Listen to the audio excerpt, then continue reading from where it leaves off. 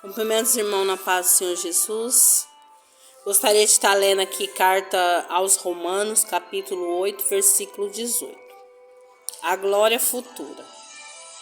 Porque eu considero que os sofrimentos deste tempo presente não são dignos de serem comparados com a glória que há de ser revelada em nós. Porque a ardente expectativa da criatura espera pela manifestação dos filhos de Deus. Porque a criatura ficou sujeita à vaidade, não voluntariamente, mas por causa do que a sujeitou, em esperança. Porque a própria criatura também será libertada da servidão da corrupção, para a gloriosa liberdade dos filhos de Deus. Porque nós sabemos que toda a criação geme e é uníssono, sofre dores de parto até agora. E não só ela, mas nós mesmos também, que temos as primícias do Espírito. Mas também gememos em nós mesmos, esperando a adoração, a saber, a redenção do nosso corpo. Porque somos salvos pela esperança. A esperança que se vê não é esperança. Como, pois, esperançar um homem que vê? Mas se esperarmos o que não vemos, então com paciência o aguardamos.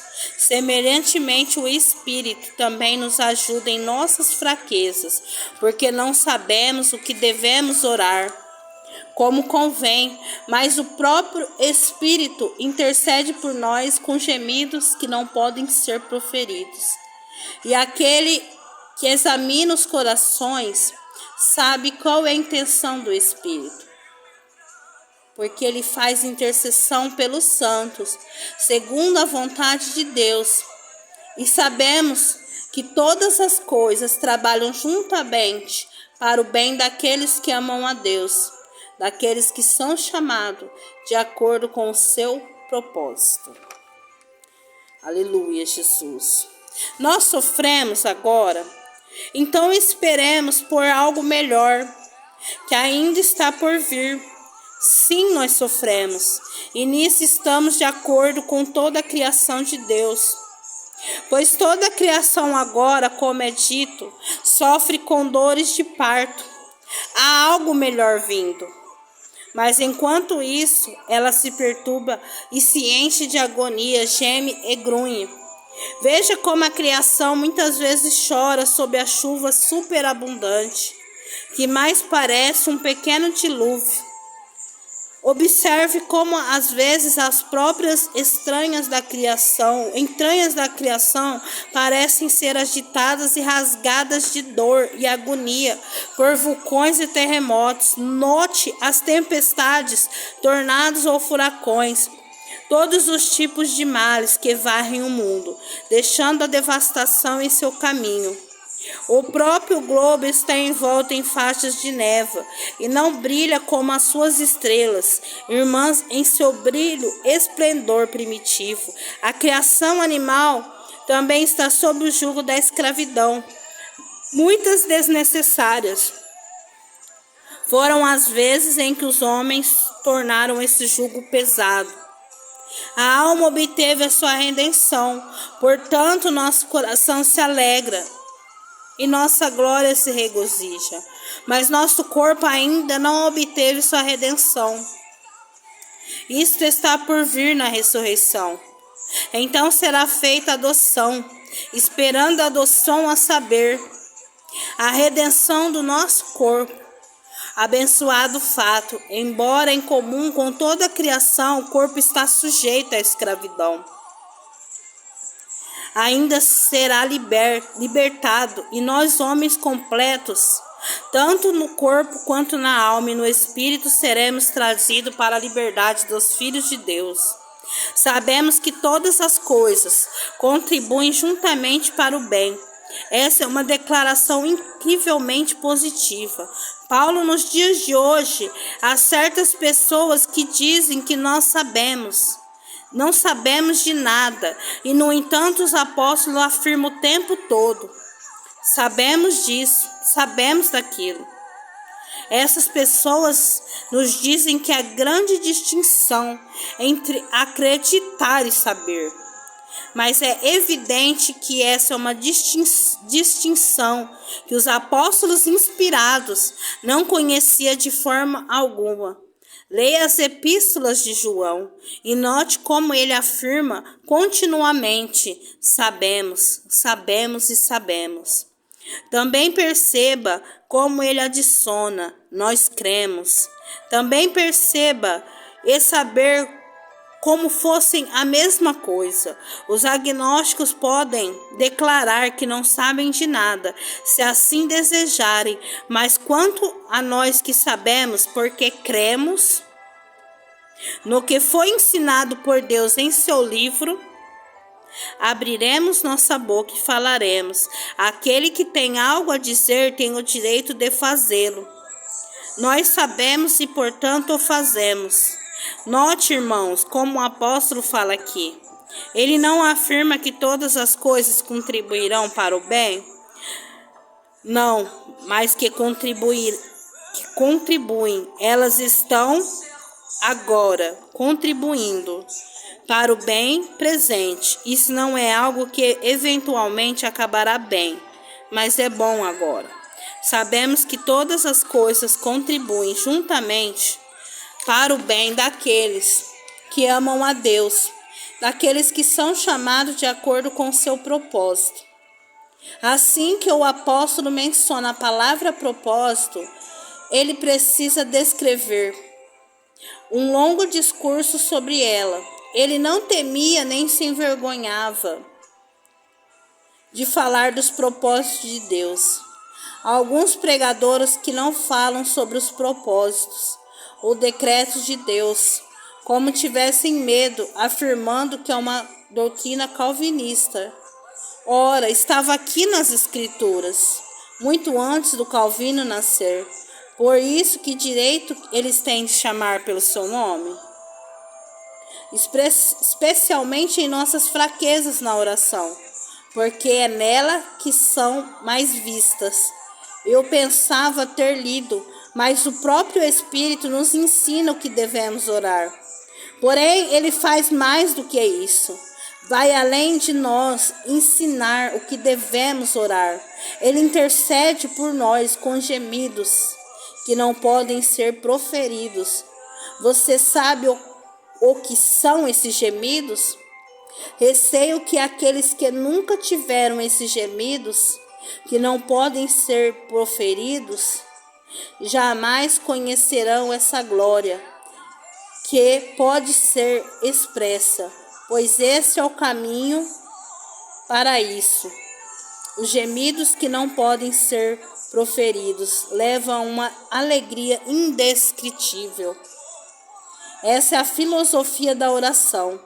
Seja qual for a vontade de Deus, o Espírito de Deus escreve nos corações dos santos que oram, e eles oram pela mesma coisa que Deus pretende conceder.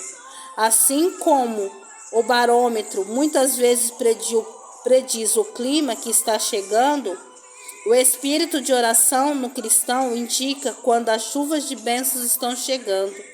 Tudo está bem quando podemos orar. Se não podemos fazer mais nada, mas sentimos que podemos orar, os tempos não serão tão ruins conosco quando poderíamos pensar que seria. Agora estamos chegando a uma passagem antiga e querida que soa como uma música. Não há eloquência no mundo que chegue aos pés da eloquência do apóstolo aqui. Não gosto de ouvir esse texto citado, como costumo ouvir, apenas em parte, apenas metade dele. Sabemos que todas as coisas contribuem juntamente para o bem. As pessoas dizem, sim, de uma maneira ou de outra, o bem resultará disso. Isso não é dito aqui. Está escrito, todas as coisas contribuem juntamente para o bem daqueles que amam a Deus, daqueles que são chamados de acordo com o seu propósito. um propósito e objetivo especial de Deus para um povo específico. E se você não pertence a este povo, as coisas não estão funcionando juntas para o seu bem. Não, mas você pode descobrir que elas trabalharão juntas para o seu banimento da vida e da presença de Deus. Preste atenção a isso. As estrelas em seu percurso lutam contra você. Se você luta contra Deus, a própria terra geme e reclama de suportar o seu peso. Se você é um rebelde contra o Altíssimo, você deve, em primeiro lugar, se reconciliar de modo a amar a Deus. O propósito eterno será realizado em você por seu chamado eficaz para fora do mundo. Do contrário, você não deve ousar se intrometer no santuário sagrado. Sabemos que todas as coisas juntamente contribuem para o bem daqueles que amam a Deus. Claro que sim, porque Deus os ama, daqueles que são chamados de acordo com o seu propósito. É claro que sim, pois o propósito para o qual o chamou é consistente com nada mais, nada menos que um propósito de amor infinito para eles. O grande propósito eterno abrange todas as coisas que acontecem e inclina tudo para o grande objetivo do bem dos chamados. Que privilégio glorioso é esse! E o meu, se realmente somos filhos de Deus, em alguns aspectos somos filhos de Deus, no mesmo sentido que o próprio Cristo. Ele é o primogênito e estamos entre os seus muitos irmãos. Amém? Nós sabemos que o Senhor está voltando, a palavra de Deus tem se cumprido, né? Aqui o Senhor nos fala, né, dos dias, aleluia, talvez dos dias maus que a gente viveria, né? Aqui fala que o povo sofre e geme por terremotos, vulcões, inundações, dores de parto.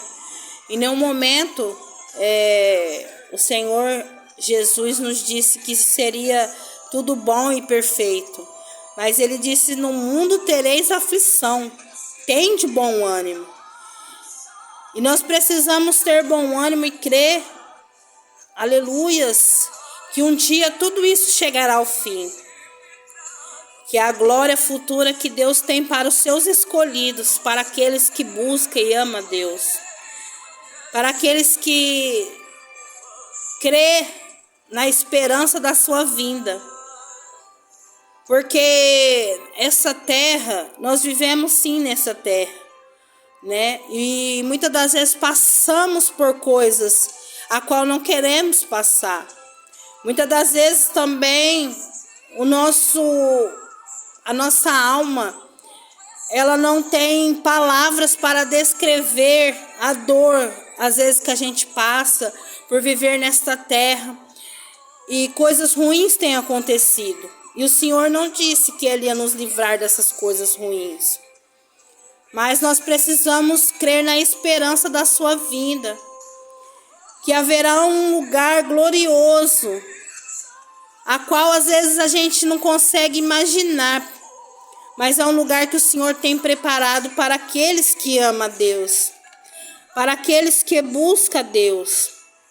Às vezes nós temos medo de falar da palavra de Deus, dizendo que viveremos só bênçãos materiais, prosperidade. Temos medo de falar a verdade, mas a palavra de Deus, ela é um instrumento para as nossas vidas. Por isso o Senhor nos disse: perece o meu povo por faltar o conhecimento, por não buscar as Escrituras. E o Senhor, Ele disse que Ele ia abreviar os dias, por causa dos seus escolhidos. E eu creio que nós vamos passar, mas a gente vai passar com o Senhor Jesus no nosso barco. Ele vai nos ajudar para as adversidades, para as circunstâncias difíceis a qual nós vivemos. E às vezes a gente não tem palavras para descrever a dor, o sofrimento, porque é tanta doença, é tanta guerra, é tanta coisas acontecendo, mas é a palavra de Deus que ela tem se cumprido. E o Senhor vai vir buscar um povo de boas obras, um povo que não corrompeu a palavra dele, um povo ainda que busca, que ora, que clama pela sua volta, porque nós vivemos num mundo de maldade, num mundo onde as pessoas elas só pensam em si mesmas, elas não pensam mais no próximo. Mas que o Senhor nos dê o amor dele para que nós possamos suportar as adversidades do dia a dia. Por isso que o Senhor fala na sua palavra, tudo coopera para o bem daqueles que amam a Deus. Então o Senhor, ele vai guardar cada escolhido seu. E se for preciso ele tirar dessa terra, ele vai tirar. Mas ele vai preparar e levar. Aleluia, porque lá não haverá nem choro, nem dor, nem sofrimento, nem doença, nem contenda, nem ira, nem dissensão, nem confusão. Aleluia, o Senhor nos ensinou o amor dele. Mas nós não podemos ter medo de pregar a palavra da verdade, a palavra verdadeira, a palavra que leva para o céu, a palavra que faz nós mudar de vida, que nós largamos o mundo do pecado, que nós largamos a vaidade, que nós largamos todas as coisas dessa terra para buscar ao Senhor e pedir para Ele todos os dias, aleluia, que Ele venha interceder. O Espírito Santo, Ele intercede por nós quando não temos mais força, quando não temos palavras, Ele intercede por nós, mas nós não podemos nos acovardar de falar a verdade, pregar a palavra de Deus. Vai vir doenças, muitos o Senhor vai levar, o Senhor vai recolher, aleluia, muito servo seu, porque o Senhor tem um propósito para a humanidade, e Ele não quer que nenhum dos teus filhos se perca. Que nós possamos meditar na palavra de Deus de dia e de noite. Que nós possamos buscar a Ele. Que nós possamos dobrar o nosso joelho em oração. Porque a nossa arma poderosa contra Satanás, contra o inferno, continua sendo o nosso joelho, a nossa oração, a nossa perseverança. Persevera até o fim que o Senhor, Ele vai te ajudar, mas esforça-te, tem de bom ânimo. Amém? Aleluias. Eu agradeço os irmãos nesta noite e a paz do Senhor Jesus.